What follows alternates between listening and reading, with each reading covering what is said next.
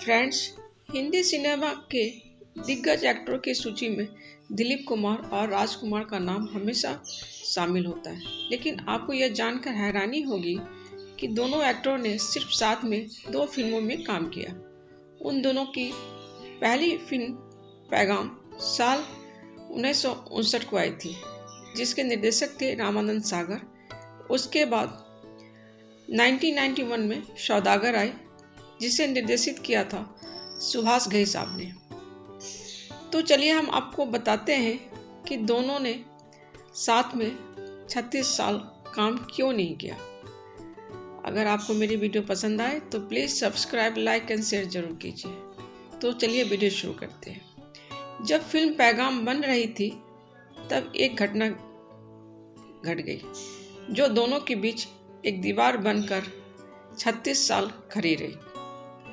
साल 1959 में पैगाम बनने के दौरान दिलीप कुमार एक बड़े स्टार थे। दोनों इस फिल्म में भाइयों की भूमिका में थे। राजकुमार बड़े भाई बने थे। फिल्म के एक सीन के दौरान दोनों भाइयों के बीच एक तकरार होती है। सीन में राजकुमार साहब को दिलीप कुमार को थप्पड़ मारना था। राजकुमार हमेशा एक्टिंग में परफेक्शन पर जोर देते थे, सो उन्होंने दिलीप साहब को जोरदार थप्पड़ मार दी। थप्पड़ इतनी ज़बरदस्त थी कि फिल्म की शूटिंग रोक दी गई। दिलीप कुमार साहब को एक सदमा सा लग गया।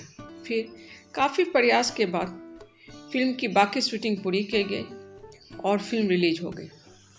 लेकिन दिलीप साहब उस थप्पड़ के सदमे से उबर नहीं पाए और उन्होंने कसम खा ली कि राजकुमार के साथ कभी काम नहीं करेंगे। हालांकि इस 36 सालों में कई निर्माता निर्देशक ने दोनों को साथ लाने की कोशिश की, लेकिन सफल नहीं हो सके।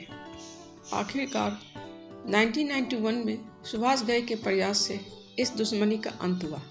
सुभाष घई अपने फिल्म सौदागर के लिए दोनों को कास्ट करना चाहते थे, लेकिन यह इतना आसान भी नहीं था। हालांकि सुभाष घई के लिए दिलीप साहब को मनाना ज़्यादा मुश्किल नहीं था, क्योंकि दिलीप साहब उनके पहले 2 फिल्म विधाता और क्रांति में काम कर चुके थे। लेकिन राजकुमार को मनाना थोड़ा मुश्किल था। लेकिन आश्चर्य हुआ जब सुभाष घई स्क्रिप्ट लेकर राजकुमार के पास पहुंचे। राजकुमार ने पूछा, दूसरा हीरो कौन है? घई साहब ने संकोच करते हुए कहा, दिलीप साहब। तब राजकुमार ने कहा, हिंदुस्तान में अपने बाद अगर हम किसी एक्टर को मानते हैं तो वो है दिलीप कुमार। और इस तरह राजकुमार मान गए। फिल्म की शूटिंग शुरू हुई, लेकिन जब राजकुमार को यह पता चला कि दिलीप कुमार का किरदार हिंदी, यूपी और बिहार की टोन में बोलेगा तो वह नाराज़ हो गए, क्योंकि उनके किरदार को नॉर्मल हिंदी बोलनी थी। और इस बात पर राजकुमार ने कह दिया कि हम शूटिंग नहीं करेंगे। लेकिन 2 घंटे के मशक्क़त के बाद सुभाष घई ने उन्हें मना लिया। उन्हें बताया गया कि दिलीप कुमार का किरदार एक गरीब का है। शुरुआत में दोनों के बीच हमेशा तनातनी रहती।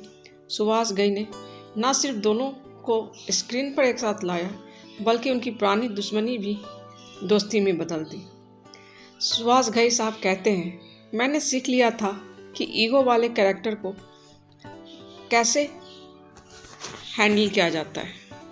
मैं राज के कान में कहता दिलीप उनके काम की तारीफ़ कर रहे हैं, और दिलीप साहब के कान में कहता राज उनके काम की तारीफ़ कर रहे थे।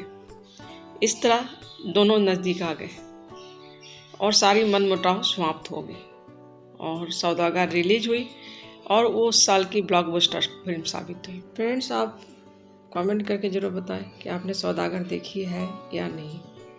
तो चलिए फिर अगले वीडियो में आपसे फिर मिलते हैं। तब तक के लिए अपना ख्याल रखिए। Good bye.